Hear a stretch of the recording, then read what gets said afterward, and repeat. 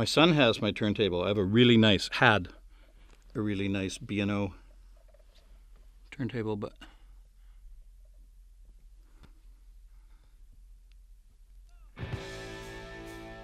wow, okay. Played this song in the first band that Smitty and I were in, and Smitty and I still together. Played it for probably 10 years before we recorded it. We actually were on our 4th album, and we were one song short, so we only had 7 songs. And Randy Bachman, who was producing, said, "Do you have anything else?" And we're all set up doing beds, so which is just the music track. We said, "Well, we got this old song that we've been playing for years, and we closed the show with it, and people seem to like it." He said, "Well, run it through." So we played it through once, and they're recording, and our keyboard player's like, "Oh, this song, no, wait, no, we can't do this. It's too simple. So there's only like 2 chords for most of it. Like, let's work on it for a little bit, add some extra chords in, make some modulation or something." We're having this argument. Randy says, just play it again. So we played it one more time, and this is it. This is the recording that we made the second time that we played it. So Frank didn't get his modulation. This went through a lot of lyric changes.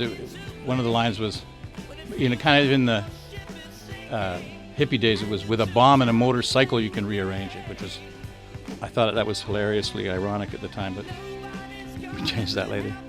So we released the record, and the Canadian radio stations, if you can imagine this now, Canadian radio stations, like well over half of them say, "This song's too heavy, we can't play this in the daytime."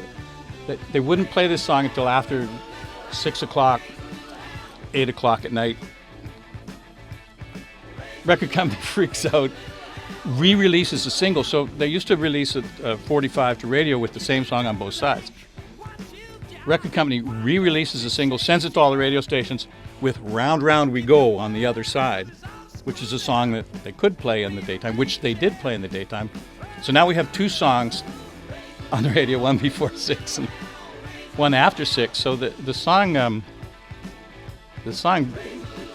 didn't seem like it had much of a chance, but it ended up becoming arguably our most well-known popular song. Randy didn't even want it. He wanted us to change the name to "Raise a Little Howl," because he was Mormon. And hell, maybe that's why they didn't want to play it before 6 o'clock as well. Then we get down to Universal, the big Universal building, MCA was called at the time. Meet the president of the record company. I've got a song later in one of our albums where I said, we were in LA where people shook my hands while they were looking the other way. That's what this guy did. I was introduced to him, and he's looking out his skyscraper window. He's, "Oh, nice to meet you." Shakes my hand. And he said, "This is a single from the album." We were all like, so this song